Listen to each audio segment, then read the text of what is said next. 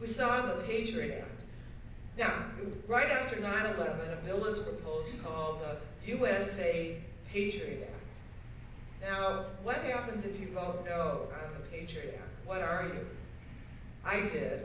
About 67 people did.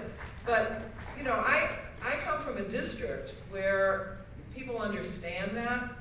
We can talk about that.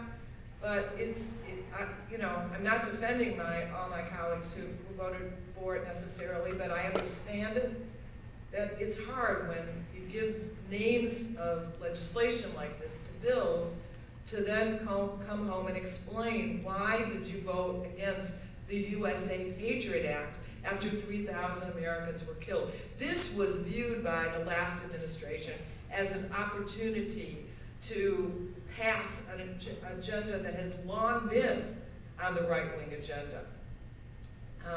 We've had these vigorous debates about FISA, the Foreign Intelligence Surveillance Act, and how we protect civil liberties, and it's been very strong in the intelligence.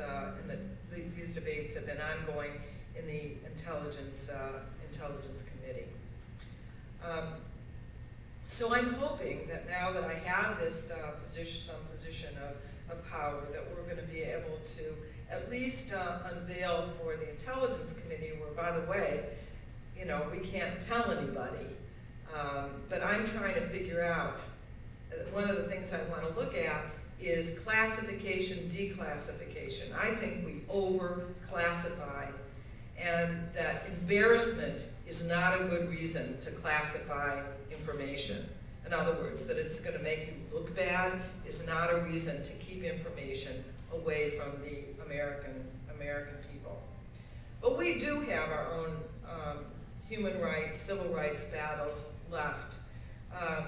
Gay men and lesbians are still unable to enjoy the same rights in this country. They can't marry except in some places, or be included in health insurance in some places, retirement, death benefits, serve in the military when they're out. Imagine that. It's just, and by the way, a number of gay men and lesbians in the military are linguists. In some ways, a disproportionate amount to the rest of the military.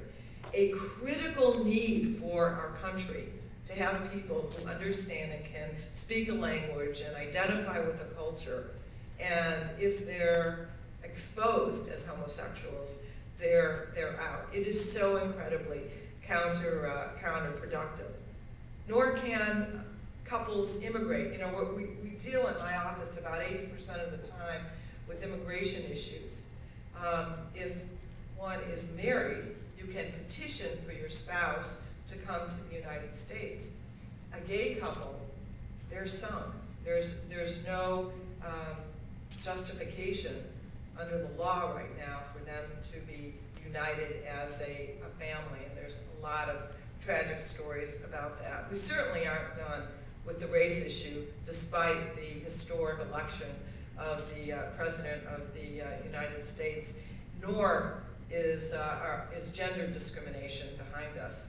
I chair the bipartisan caucus. There's a Republican chair and a Democratic chair, that's me, of the Women's Caucus in the House of Representatives. And we have a long way to go with gender discrimination. So I want to talk about what do we do about this?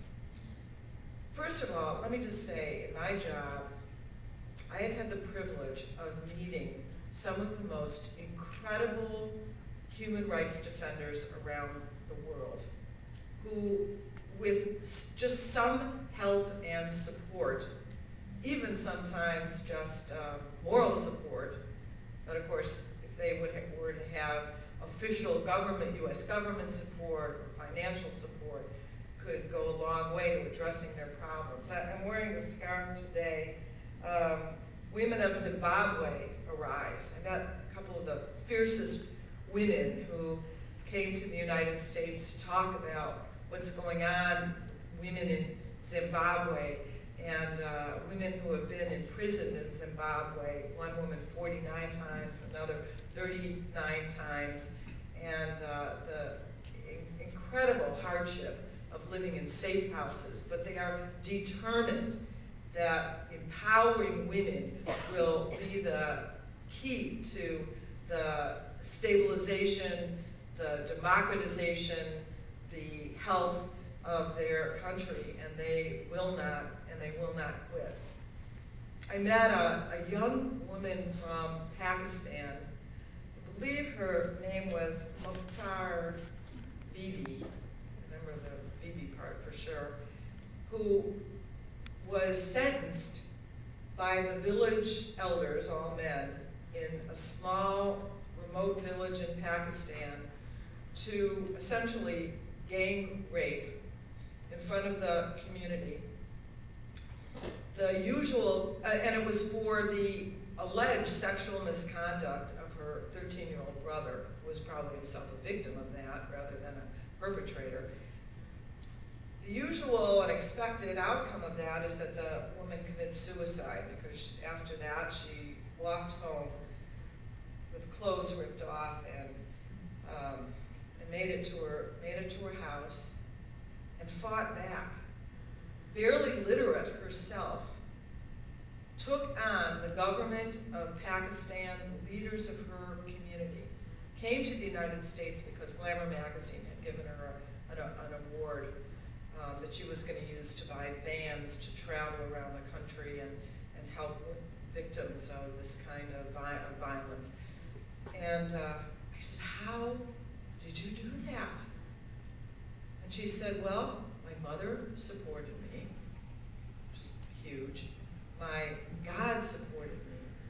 And she said, and the world supported me, which is definitely could not have been true, because living in the remote area that she did, it ended up being true. But in fact, the president of Pakistan at the time, Musharraf, said, if you want to get to the United States, get yourself raped. That was his comment on it. We asked Condoleezza Rice to formally object to that, which unfortunately she did not.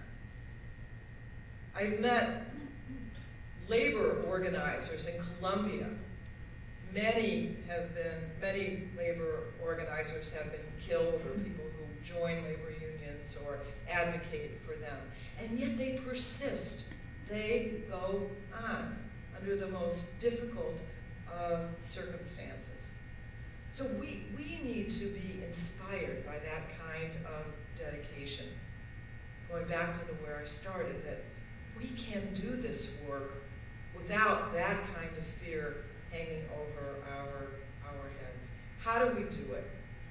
You know, I hope in your workshops you'll talk about nitty-gritty stuff, about how you can insist that you meet with legislators on the federal and the state and the local level with an agenda and say, this is the kind of agenda worthy of the people of Cook County, Chicago, Illinois, the United States. You can bring groups of constituents, always better to do constituents so that they're actual voters in the district. You can organize phone days. You know, it doesn't take a lot of calls to an office to block up those phones where people think, oh my goodness, there is some kind of a revolution going on out there. You can ask my staff when people start calling, right, Abby? Yes. What the heck is happening here? We're getting a lot of calls on this subject or that subject. Or the emails start pouring in.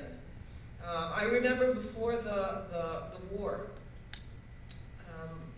where the emails started coming in from my constituency to vote no on the war in October of 2002.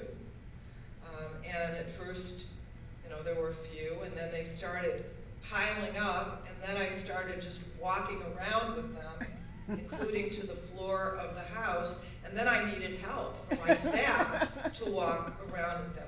Believe me, it made a difference. But it doesn't even take that many to flag an issue in a congressional office.